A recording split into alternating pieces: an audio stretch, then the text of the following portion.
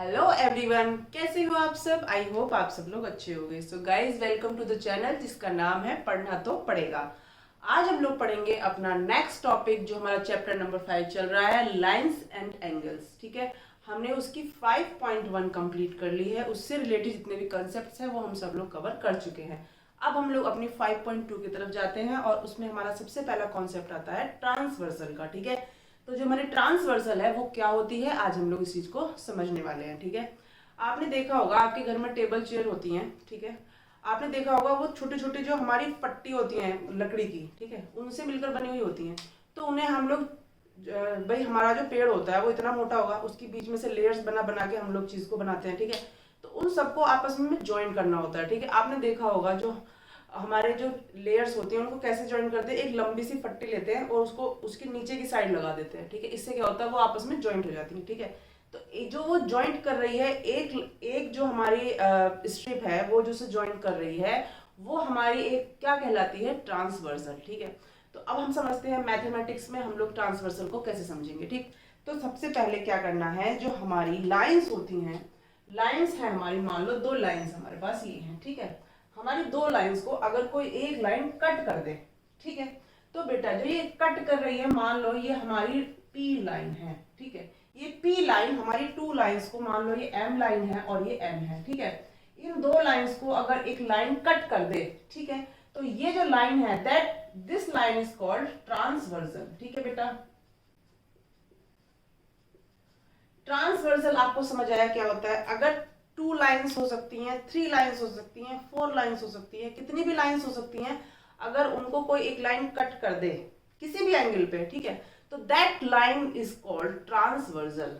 Okay, ये हमारा बहुत ही छोटा सा और अच्छा सा कॉन्सेप्ट है। इसको एकदम हम लोग अपने माइंड में क्लियर करके चलेंगे कि हमारा ट्रांसवर्सल क्या है।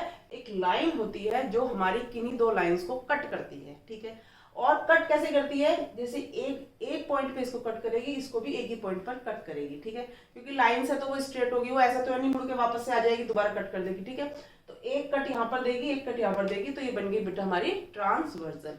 अब हम लोग पढ़ते हैं जो ट्रांसवर्सल लाइन अगर किन्हीं दो लाइंस को कट कर रही है तो हमारे जो एंगल्स फॉर्म होंगे यहाँ पर। ठीक है, अब आपको दिखाई दे रहे होंगे यहाँ पे कुछ एंगल्स, देखो मैं यहाँ पे इनको मेंशन कर देती हूँ।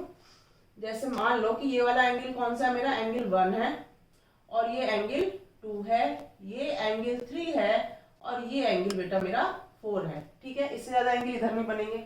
अब दूसरी लाइन पे कौन से बनेंगे, 4 के बाद हमने मान लिया ये 5 है, और ये 6, ये 7, और ये बेटा 8। अब मैंने देखो यहाँ पर कुछ एंगल्स को लिखा हुआ है, जितने भी एंगल्स फॉर्म होंगे उनके नाम। ठीक है, हम मैथमेटिक्स में एंगल्स को, कौन कौन से एंगल्स को क्या क्या नाम देते हैं, ठीक है, मैंने यहाँ पे लिखे हुए हैं। अब हम लोग देखेंगे इस फिगर में कौन सा एंगल क्या होगा। ठीक, हम लोग यहाँ पर इन सबको मेंशन करेंगे यहाँ से। ठीक, एक एक एंगल को समझेंगे ध्यान से। सबसे पहले हमें क्या करना है बेटा, जो वर्ड्स होते हैं ना हमें उन पे ध्यान देना होता है। इंटीरियर एंगल्स है, ठीक है, इंटीरियर मतलब जो अंदर वाले एंगल है। ठीक, अंदर वाले एंगल ऑफिस के अंदर वाले, जो ये हमारी दोनों लाइंस हैं, इनके जो अंदर वाले एंगल्स होंगे, these are called interior angles. ठीक है, तो हम जल्दी से इनके नाम पुट कर देते हैं यहाँ पर। ठीक है, तो कौन कौन से इंटीरियर एंगल होंगे, देखो ये होगा 2, 3, 5 and 8, angle 2, angle 3, angle 5 and angle 8। ठीक है बेटा, इसमें तो कोई प्रॉब्लम नहीं होनी चाहिए। अब इसी तरीके से हम एक्सटीरियर एंगल लिख देंगे। Exterior angle simply 1, 4, 6, 7। ठीक है, 1, 4, 6 एंड 7। ठीक है बेटा, ये हो गए हमारे एक्सटीरियर एंगल। अब हम लोगों का आता है next pair of corresponding angles. Corresponding angles हमारे कौन से होते हैं। करस्पॉन्डिंग एंगल्स बेटा हम लोग कई तरीके से देखते हैं कौन कौन से होंगे। ठीक है, करस्पॉन्डिंग एंगल्स, मान लो मेरे पास एक फिगर दी हुई है मेरी, इसी को मैं बनाती हूँ।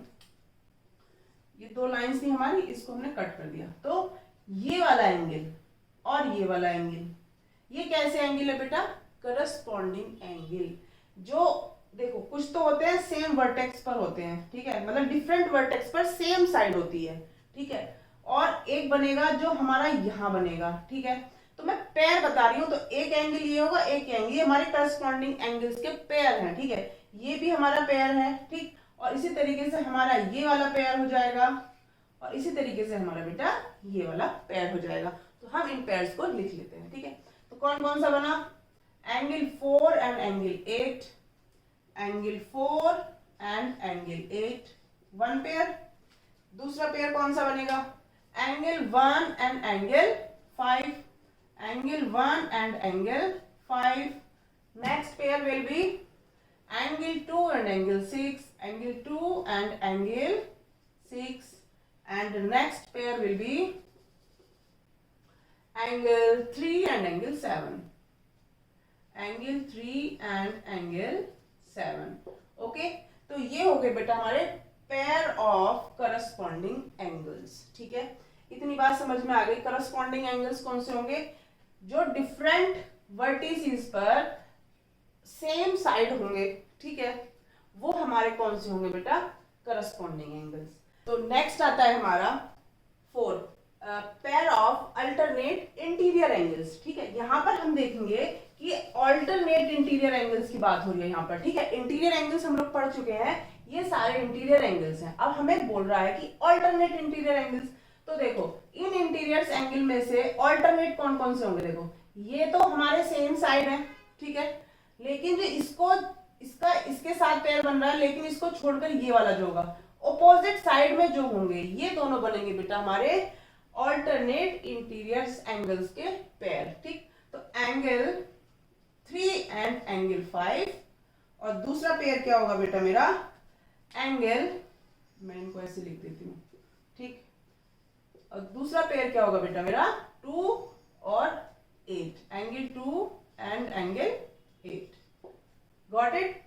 नेक्स्ट इसी तरीके से हम लोग एक्सटीरियर एंगल्स के पेयर बना लेंगे। ठीक है, एक्सटीरियर एंगल का पेयर कैसे बनेगा, इसका बनेगा इसके साथ, इसका बनेगा बेटा इसके साथ। ठीक, तो लिख लेते हैं जल्दी से यहाँ पर, एंगल 1 एंड एंगल 7, और second pair is angle 4 and angle 6।